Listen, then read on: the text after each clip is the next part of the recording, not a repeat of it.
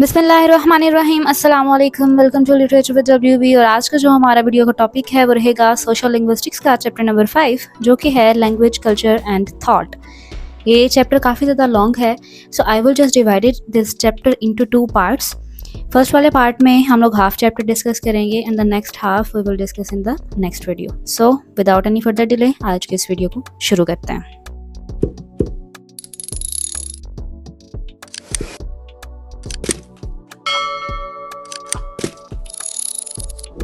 Video start करने से पहले मैं आपको ये बता दूं कि इसके इंपॉर्टेंट MCQs जो हैं वो भी मैंने उनकी PDF रेडी की है। उनका लिंक भी आपको डिस्क्रिप्शन बॉक्स में मिल जाएगा और साथ में मैं कमेंट बॉक्स में भी उस लिंक को पिन कर दूंगी, क्योंकि कुछ स्टूडेंट्स को डिस्क्रिप्शन बॉक्स में जो है वो नहीं मिल रहा होता लिंक, सो मैं उसको कमेंट बॉक्स में भी पिन कर दूंगी। आते हैं अपने टॉपिक की तरफ। First of all we have what is culture. Culture का मतलब है किसी ग्रुप ऑफ पीपल का अपना एक तरीका ज़िंदगी गुजारने का। इसका ये मतलब है कि वो क्या बिलीव करते हैं, उनका अकीदा क्या है, उनकी वैल्यूज़ क्या हैं, वो क्या चीज़ इम्पोर्टेंट समझते हैं, उनका बिहेवियर कैसा है, वो कैसे बिहेव करते हैं दूसरों के साथ, और वो कौन से सिंबल्स यूज़ करते हैं अपनी बात करने में, ठीक है, एक दूसरे से कम्युनिकेट करने में।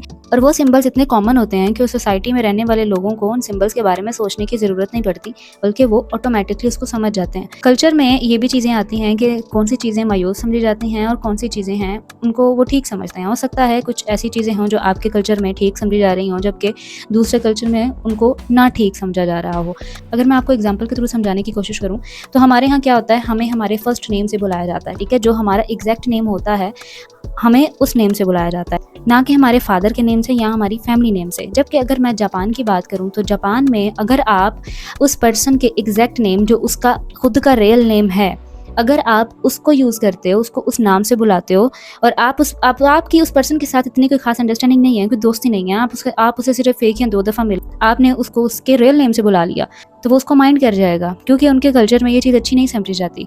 उनके कल्चर में जो फैमिली नेम होता है उनका, उस नेम से उनको बुलाया जाता है, यहाँ तक कि आपकी बहुत अच्छी अंडरस्टैंडिंग हो जाए। सिर्फ जो क्लोज पीपल हैं, सिर्फ वही आपका जो रियल नेम है या जो आपका सेकंड नेम है वो लेते हैं। Next we have what is thought. Thought यानी सोच, ठीक है, ये वो मेंटल प्रोसेस है जिसमें हम अलग अलग आइडियाज़ को जोड़ते हैं और किसी नतीजे पर पहुंचते हैं। ये गोल डायरेक्टेड होता है, मतलब हमारा दिमाग इन्फॉर्मेशन और पास्ट एक्सपीरियंस को यूज़ करता है सिचुएशन को समझने के लिए और डिसीजन लेने के लिए। हमारी जो सोच है वो हमारे बिलीव्स, बिहेवियर और अल्टीमेटली हमारी पर्सनैलिटी को शेप करती है। What we have next is how are culture and thoughts connected। अब आपस में जो कल्चर और थॉट हैं वो कनेक्टेड कैसे होते हैं। सेपरेट हमने इनकी स्टडी कर ली, अब इनको देखते हैं कि आपस में कनेक्ट किस तरह से हैं। कल्चर एक बैकग्राउंड सिस्टम की तरह काम करता है, मीनिंग्स और सिंबल का एक सिस्टम जिसको कि हम लोग कल्चर का नाम देते हैं। किसी ग्रुप के लोग कैसे सोचते हैं ये डायरेक्टली उनके कल्चर से कनेक्टेड होता है। जब हम किसी कल्चर को स्टडी करते हैं तो बेसिकली हम ये समझने की कोशिश करते हैं कि लोगों के एक्शंस के पीछे क्या मीनिंग है। कल्चर हमें ये भी समझने में हेल्प करता है कि लोग एज अ ग्रुप कैसे रिएक्ट करते हैं, ये कैसे रिएक्ट करेंगे फ्यूचर में, क्योंकि इंसानी दिमाग उस कल्चरल इन्वायरमेंट से गाइड होता है जिसमें वो पला बड़ा होता है। वो इन्वायरमेंट जिसमें आप पले बड़े होते हो वो बहुत ज़्यादा इन्फ्लुएंस रखता है आपकी सोच पे कि आप किस अंदाज से सोचते हो। सिंपल सी बात ये है, culture shapes how people think and how people think shapes their culture, ठीक है, दोनों एक दूसरे पे डिपेंड कर रहे होते हैं। Next we have how does language fit in. Language का इन सब में क्या रोल है। अब आते हैं लैंग्वेज पे। लैंग्वेज सिर्फ वर्ड्स और ग्रामर नहीं है, ये कल्चर का कैरियर है। जब आप कोई नई लैंग्वेज सीखते हो तो आप एक्चुअली उस लैंग्वेज के बोलने वालों की जो कस्टम्स हैं, ट्रेडिशन हैं, उनके जो रिचुअल्स हैं, सोशल हैबिट्स, उन सब को सीख रहे होते हो। इसीलिए जब कोई लैंग्वेज पढ़ाई या सिखाई जाती है तो उसके साथ उसके कल्चर को पढ़ना भी बहुत ज़्यादा ज़रूरी है। लैंग्वेज और कल्चर साथ साथ चलते हैं। लैंग्वेज कल्चर को स्प्रेड करती है और कल्चर लैंग्वेज को मीनिंग देता है। एक और इम्पोर्टेंट पॉइंट यहाँ पे ये है कि जो एनिमल हैं उनका कोई कल्चर नहीं होता, ठीक है, क्योंकि उनके पास लैंग्वेज नहीं होती। लैंग्वेज ही वो चीज़ है जो इंसानों को अलाउ करती है कि वो हिस्ट्री, नॉलेज और ट्रेडिशन को रिकॉर्ड करना और अगली जनरेशन को देना, ठीक है। कल्चर सिर्फ देखने से कॉपी नहीं होता, ये एक्टिवली सिखाया जाता है और सीखा जाता है। Next we have how is culture passed down. इसका ये मतलब है कि नेक्स्ट जनरेशन में कल्चर किस तरह से पास होता है, ठीक है। कल्चर जो है वो कम्युलेटिव होता है, यानी ये वक्त के साथ साथ बिल्ड होता रहता है। हर जनरेशन अपना नॉलेज, बिलीव्स और ट्रेडिशन अगली नस्ल को देती है, ठीक है, नेक्स्ट जनरेशन को पास करती है, और लैंग्वेज इस काम का मेन टूल है। Because due to language culture preserved, ठीक है, लैंग्वेज की वजह से ही कल्चर बिल्ड होता है, लैंग्वेज की वजह से ही जो कल्चर है वो प्रिजर्व भी होता है। फॉर एग्जाम्पल सुपरस्टिशनस, वो बिलीफ जो शायद रियलिटी में उनका कोई ताल्लुक नहीं होता, वो सही नहीं होते, मगर फिर भी पेरेंट्स जो हैं वो अपने बच्चों में ट्रांसफ़र करते हैं, ठीक है, जनरेशन टू जनरेशन वो सुपरस्टिशंस जो हैं वो पास होती रहती हैं, क्योंकि वो सोसाइटी में फिट होने के लिए ज़रूरी समझे जाते हैं। अगर इन सब की समरी को मैं बताऊं जो हम लोगों ने ऊपर पढ़ा, कल्चर, थॉट, लैंग्वेज, ये सारी की सारी चीज़ें आपस में कनेक्टेड किस तरह से हैं, तो ये जो कल्चर है वो ये सिखाता है कि हाउ पीपल लिव, ठीक है, थॉट की बात करें तो हाउ पीपल थिंक, लैंग्वेज की बात करें तो how both are learned and passed out, किस तरह से सीखी जाती है, सिखाई जाती है और किस तरह से नेक्स्ट जनरेशन में पास होती है, और ये तीनों की तीनों चीज़ें आपस में बहुत डीपली कनेक्टेड हैं। Next we have a very important topic of this chapter, that is Sapir Whorf hypothesis. ये जो टॉपिक है ये पेपर पॉइंट ऑफ व्यू से बहुत ज़्यादा इंपॉर्टेंट है और एमसीक्यूज पॉइंट ऑफ व्यू से बहुत ज़्यादा इंपॉर्टेंट है। सबसे पहले हम एक कोट की बात करते हैं जो कि है विलियम वॉन हेम्बोल्ट का। इनके मुताबिक language is the very basic fabric of thought, ठीक है। इसका क्या मतलब है कि लैंग्वेज जो है वो सिर्फ और सिर्फ कम्युनिकेशन का टूल नहीं है, बल्कि ये हमारी सोच की बुनियाद है, ठीक है। ये हमें हेल्प करती है कि हमने सोचना किस तरह से है। ये जो आइडिया है ये कहाँ से आया, ये देख लेते हैं। 1930s में बिहेवियरिस्ट जो हैं वो उनको कहते हैं जो इंसानों के बिहेवियर को स्टडी करते हैं, ठीक है, उन्होंने, और उसके बाद 1950s में कॉग्निटिव साइकोलॉजिस्ट, ये वो होते हैं जो कि इंसान के दिमाग को स्टडी करते हैं, ठीक है, उनको बोला जाता है। ये दोनों ये बिलीव करते थे कि जिस लैंग्वेज में आप बोलते हो वो आपकी सोच को डिटरमाइन करती है। इसी बिलीव को साइफर-वुल्फ हाइपोथेसिस का नाम दिया गया। साइफर और वुल्फ कौन थे? ये जो हाइपोथेसिस है ये दो लोगों के नाम पे है, और यहाँ पे एक इंटरेस्टिंग फन फैक्ट ये है कि ये दोनों जो हैं, इन दोनों ने ये हाइपोथेसिस मिलके पब्लिश नहीं किया था, दोनों ने सेपरेट काम किया था, अपने अपने आइडियाज़ शेयर किए थे। इन दोनों की डेथ हो गई, उसके बाद दूसरे स्कॉलर्स ने भी इनके काम को स्टडी किया और दोनों ने इनके आइडियाज़ को मिला दिया और इसका नाम रख दिया साइफर-वुल्फ हाइपोथेसिस। ये किन दो लोगों ने लिखा? The first one is Edward Sapir and the second one is Benjamin Lee Whorf. What does the hypothesis say? अभी जो हाइपोथेसिस है ये कहता क्या है?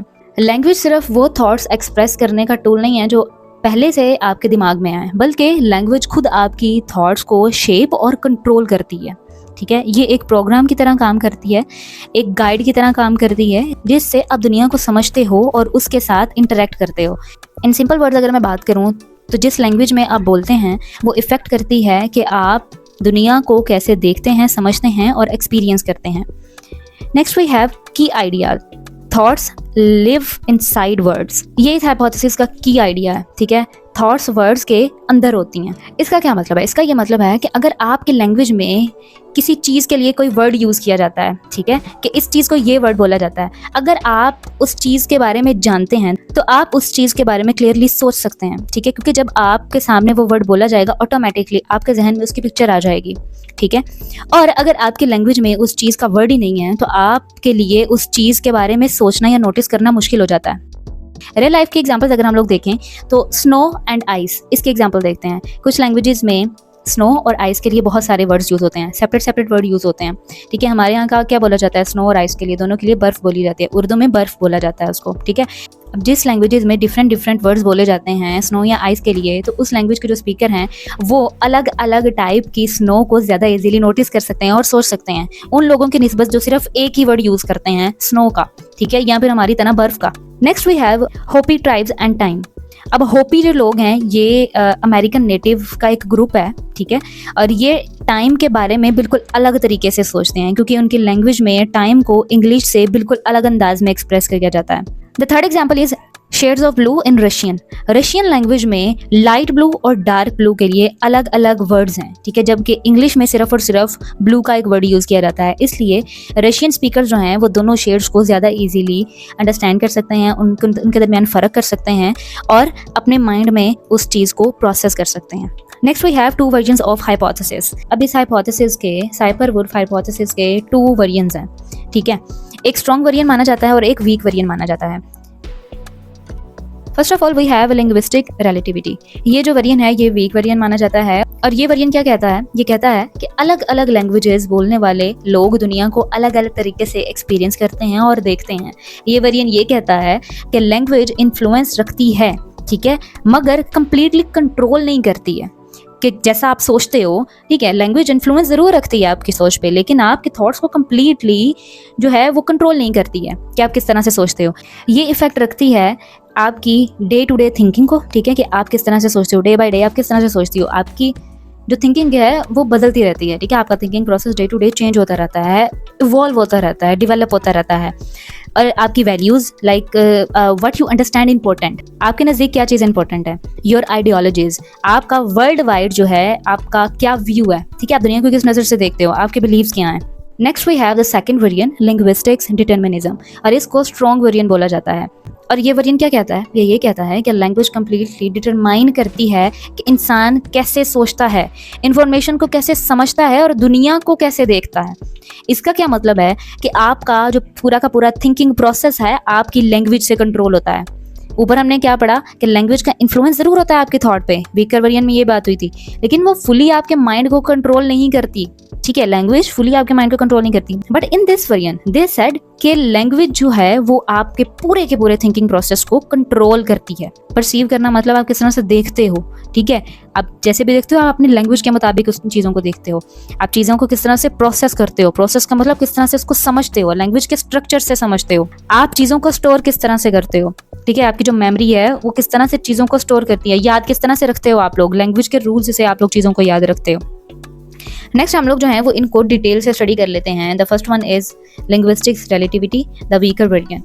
एडवर्ड सेफर ने क्या कहा था वो देख लेते हैं। 1929 में लिंग्विस्ट एडवर्ड सेफर ने एक बहुत इंपॉर्टेंट क्लेम किया था कि हर लैंग्वेज अपनी एक यूनिक रियलिटी रिप्रेजेंट करता है जो दूसरी किसी भी लैंग्वेज की रियलिटी से अलग होती है। इसका क्या मतलब है, इसका ये मतलब है कि कोई भी दो सोशल रियलिटीज़ एक अकेली लैंग्वेज में फुली एक्सप्रेस नहीं हो सकती, और एक सोशल रियलिटी को आप अलग लैंग्वेजेस में परफेक्टली एक्सप्रेस नहीं कर सकते। इसका ये मतलब है कि चाहे जो दो लैंग्वेजेस हैं जिनके बारे में बात हो रही है, दो लैंग्वेजेस हैं हमारे सामने, वो हमें दिखने में सेम लग रही हों, ठीक है, दिखने में सेम लग रही हैं कि इन दोनों, ये जो दोनों लैंग्वेजेस है तकरीबन सेम है, लेकिन वो एग्जैक्ट सेम सोशल रियलिटीज़ को एक्सप्रेस नहीं कर सकती, वो फेल हो जाएंगी इसमें, ठीक है, क्योंकि वो अलग सोसाइटी में बोली जाती हैं, दूसरी लैंग्वेज अलग सोसाइटी में बोली जाती है। वहाँ के जो लोग हैं वो उस लैंग्वेज को अपने कल्चर के मुताबिक उसका यूज़ करते हैं, ठीक है। तो जो कल्चर के मुताबिक जब आप लैंग्वेज को यूज़ करते हो तो आप किसी भी एक लैंग्वेज को किसी दूसरी सोशल रियलिटी को बयान करने के लिए उस लैंग्वेज को यूज़ नहीं कर सकते। इन सिंपल वर्ड्स दो लैंग्वेजेस जो हैं वो सिर्फ सेम दुनिया है, ठीक है। वर्ड यहाँ पे WORLD वर्ल्ड, ये जो वर्ल्ड है इसके लिए अलग वर्ड्स नहीं देती है, वर्ड्स मतलब अल्फाज, दो अल्फाज नहीं देती है, बल्कि वो आपको दो बिल्कुल अलग दुनियाएं देती है, ठीक है, दो अलग दुनिया देती है। इससे भी पहले 1820s में जर्मन फिलोसोफर विलियम वॉन ने ये बोला था कि जो लैंग्वेज है अपने स्पीकर्स की नेशनल स्पिरिट को एक्सप्रेस करती है। नेशनल स्पिरिट का क्या मतलब था कि किसी भी कौम या ग्रुप की जो उसकी जो स्पिरिट है, ठीक है, आइडेंटिटी है और जो करेक्टर है उसको रिप्रेजेंट करता है, उसको एक्सप्रेस करता है। उन्होंने ये भी कहा कि जो थॉट्स हैं वो डायरेक्टली उस डायलॉग का रिजल्ट हैं जो इंसान के दिमाग के अंदर चल रहा होता है। इसका यही मतलब है ना कि जो आप अपने जहन में सोच रहे होते हो, ऑफ कोर्स जो आप सोचते हो आप वही बोलते हो। तो जो आपने एक डायलॉग बोला, मतलब ये कि जो आपने इन लोगों के सामने बोल दिया ना, वही थॉट है आपकी, लोग उसी को आपकी सोच समझेंगे, वो आपकी थॉट को एक्सप्रेस करेगा। अगर आप किसी के सामने कोई डायलॉग बोलते हो, कोई बात बोल देते हो, तो वो आपकी थॉट को रिप्रेजेंट कर रहा होता है। और ये इनर कन्वर्सेशन उसी लैंग्वेज में होती है जो इंसान बोलता है, ठीक है। आप समटाइम्स दिमाग में कुछ ना कुछ सोच रहे होते हो, तो आप उसी लैंग्वेज में सोचते हो, आप खुद के साथ उसी लैंग्वेज में बातें करते हो जो लैंग्वेज आप बोलते हो, ठीक है, और वही आपके थॉट्स को शेप करती है।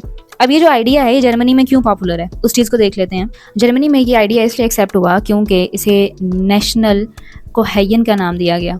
नेशनल कोहेजन का ये मतलब है कि जो जर्मन लोग हैं वो एक ही आइडेंटिटी को शेयर करते हैं, उनकी जो बिलोंगिंग है उसको उनको इस चीज़ का एहसास दिलाते हैं कि वो एक ही लैंग्वेज शेयर कर रहे हैं। अब ये जो हमने आइडिया ऊपर देखा है इसका ये मतलब है कि ये जर्मनी के लोगों को यूनाइटेड करता है, ठीक है, इकाई दिखाता है, ठीक है। एक यूनिट होता है ना, एक यूनिट जिसको हम उर्दू में इकाई बोलते हैं, तो ये उस चीज़ को शो करता है कि जो जर्मनी के लोग हैं वो यूनाइटेड हैं, वो यूनाइटेड हैं। Next we have linguistic relativity. अब ये जो लिंग्विस्टिक रिलेटिविटी है उसका ये मतलब है कि जो आइडियाज़, कॉन्सेप्ट्स और वैल्यूज़ हैं ये अलग अलग लैंग्वेज में रिलेटिवली अलग हो सकती हैं, ठीक है। सिंपल वर्ड्स में अगर मैं बात करूं, जो चीज़ एक लैंग्वेज और कल्चर में बिल्कुल नॉर्मल और एक्सेप्टेबल है, वही चीज़ दूसरे लैंग्वेज या कल्चर में अनएक्सेप्टेबल हो सकती है। जैसे मैंने आपको स्टार्ट में जापान के लोगों की एग्जांपल दी कि उनके लिए जब आप उनका जो रियल नेम है उसको यूज़ करते हो तो उनको बहुत बुरा लगता है। आपको फैमिली नेम ही यूज़ करना है, उनका जो फादर का नेम है आपने वो यूज़ करना है, ठीक है। ज़्यादातर में उनकी फैमिली जो नेम होता है ना, वही उनका फर्स्ट नेम उनका फैमिली नेम होता है, जो सेकंड नेम जो होता है वो उनका असल नेम होता है। और अगर एग्जाम्पल की बात करें तो कुछ जो कल्चर हैं उनमें बियर को, ठीक है, शराब नोशी करने को बिल्कुल नॉर्मल समझा जाता है, जबकि इस्लाम में ये चीज़ जायज़ नहीं है। पाकिस्तान में ये चीज़ अगर कोई हमारे सामने भी कर रहा हो तो हमें ये चीज़ बहुत बुरी लगेगी, हम अनकंफर्टेबल फील करेंगे, हमारे लिए ये चीज़ अनएक्सेप्टेबल होगी कि कोई हमारे सामने जो है वो बियर का यूज़ कर रहा है, शराब नोशी कर रहा है, व्हाटएवर, ठीक है। तो ये चीज़ें जो हैं वो ऑफेंसिव हो सकती हैं किसी और कल्चर में, जबकि वो जो सेम चीज़ है वो किसी दूसरे कल्चर में एक्सेप्टेबल हो सकती है। अब ये तो हो गई वो बात कि जो कुछ चीज़ें जो हैं वो कल्चर के लिहाज से एक्सेप्टेबल और अनएक्सेप्टेबल हो सकती हैं। अगर एक जो टॉपिक है उसको बहुत ज़्यादा इंपॉर्टेंस दी जा रही है किसी एक कल्चर में, किसी एक लैंग्वेज में, हो सकता है किसी और लैंग्वेज में उसको ज़रा भी इंपॉर्टेंस ना दी जाए, उसके बारे में लोग जानते भी ना हो, लाइक उसको बिल्कुल इग्नोर कर दें कि this is not important for us, right. So real life example की अगर हम लोग बात करें तो ये जो लिंग्विस्टिक रिलेटिविटी है, सबसे अच्छी मिसाल इसके लिए ये है, उर्दू में पाकिस्तान की फैमिलीज़ में जो रिलेशंस हैं उनके लिए सेपरेट वर्ड यूज़ किया जाता है, सही है। अब जो हमारे जो फादर के जो ब्रदर होते हैं उनके लिए हम लोग चचा का वर्ड यूज़ करते हैं। मदर के जो ब्रदर होते हैं, जो हमारी वालिदा के जो ब्रदर होते हैं उनके लिए हम मामों का वर्ड यूज़ करते हैं। जो हमारे फादर की जो सिस्टर होती हैं उनको पुप्पो कहते हैं, और जो हमारी मदर की जो सिस्टर होती हैं उनको हम लोग आंटी कहते हैं, ठीक है, या खाला कहते हैं, राइट। जबकि इंग्लिश में यही जो सारे रिलेशंस हैं उन सब के लिए सिर्फ 2 वर्ड्स का यूज़ किया जाता है, अंकल एंड आंट, ठीक है, जो हर एक रिलेशन को कवर कर देता है। अब ये मिसाल हमें क्या बताती है? ये मिसाल हमें ये बताती है क्योंकि इंग्लिश में ये रिलेशंस जो हैं वो उनको डिफ्रेंशिएट नहीं किया जाता, सेपरेट नहीं किया जाता, इसलिए इंग्लिश स्पीकिंग कल्चर्स में जो जॉइंट फैमिली सिस्टम है वो है ही नहीं, ठीक है। जबकि पाकिस्तान में ये चीज़ हम लोगों को मिलती है, जॉइंट फैमिली सिस्टम नज़र आता है हम लोगों को। लैंग्वेज कल्चर की वैल्यूज़ को रिफ्लेक्ट करता है और रीइंफोर्स करता है, ये है language relativity. Same family relationships सब जगह एग्जिस्ट करते हैं, मगर उनको दी जाने वाली इंपॉर्टेंस और उनमें जो लैंग्वेज के मुताबिक जो डिफरेंस है कि उनके लिए क्या वर्ड्स हम लोगों ने यूज़ करना है, किसको कितनी रिस्पेक्ट देनी है, वो अलग अलग हो सकता है, ठीक है, लैंग्वेज पे डिपेंड करता है। Next we have linguistic determinism. Linguistic relativity के बारे में पढ़ लिया, ऊपर जितना भी पढ़ा हम लोगों ने लिंग्विस्टिक रिलेटिविटी के बारे में पढ़ा। लिंग्विस्टिक डिटर्मिनिज्म, इसके बारे में मैंने आपको बताया था कि ये स्ट्रॉन्गर पर यह माना जाता है। ये जो लिंग्विस्टिक डिटर्मिनिज्म है takes things a step further, ठीक है। इट सेज जो लैंग्वेज है वो परसीव करती है, कैटेगराइज करती है और मेमोरी में रखती है। लिंग्विस्टिक रिलेटिविटी के मुताबिक लैंग्वेज जो है वो इन्फ्लुएंस जरूर रखती है लेकिन कंप्लीट कंट्रोल नहीं करती। लिंग्विस्टिक्स डिटर्मिनिज्म में ये बोला गया था लैंग्वेज सिर्फ और सिर्फ इन्फ्लुएंस नहीं रखती बल्कि ये होल कंट्रोल रखती है हमारी थॉट्स पे, ठीक है।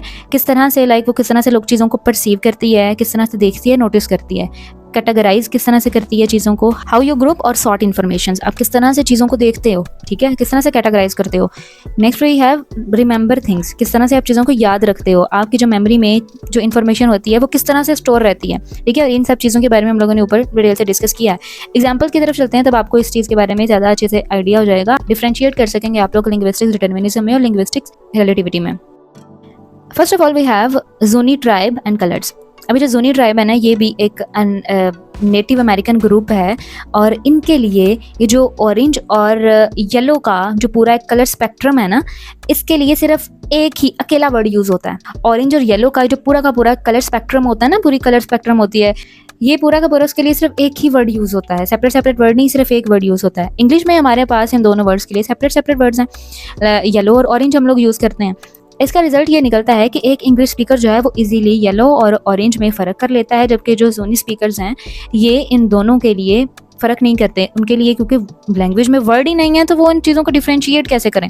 अब ये जो एग्जाम्पल है ये प्रूव करती है कि आपकी लैंग्वेज में जो वर्ड अवेलेबल हैं वो डायरेक्टली इफेक्ट करते हैं कि आप रियल लाइफ में क्या चीज़ परसीव करते हो। परसीव का मतलब ये होता है देखना, ठीक है, आपकी आइज़ क्या चीज़ परसीव करती हैं, आप क्या चीज़ देखते हो, ठीक है, उस चीज़ को बोलते हैं परसीव करना। परसीव कर सकते हैं और क्या चीज़ आप लोग जब आप इस चीज़ को देख लेते हो तो आप 2 चीज़ों में डिफ्रेंशिएट कर सकते हो, ठीक है, फ़र्क कर सकते हो। हमारे पास दूसरा एग्जाम्पल है पिराना ट्राइब एंड नंबर्स। अब ये जो एग्जाम्पल है ये भी पावरफुल एग्जाम्पल है। पिराना ट्राइब जो है ये अमेज़न में पाई जाती है, ठीक है, अमेज़न के जो इलाके हैं ना ये वहाँ पे रहने वाले लोग हैं। इनकी लैंग्वेज में नंबर्स के लिए लाइक गिनती करने के लिए, काउंटिंग करने के लिए सिर्फ और सिर्फ 3 वर्ड्स हैं, ठीक है, 1, 2 एंड मैनी। 1 और 2 के बाद अगर तीसरा नंबर है ना तो वो तीसरा नहीं बोलेंगे, उसको बोलेंगे मैनी, ठीक है। लाइक 1, 2 के बाद इनकी गिनती खत्म हो जाती है। 1, 2 से ज़्यादा चीज़ें होंगी ना तो वो इस चीज़ में डिफरेंशिएट ही नहीं कर सकेंगे कि कितनी चीज़ें हमारे सामने पड़ी हुई हैं। 1, 2 और उसके बाद मैनी हो जाएगा इनके लिए।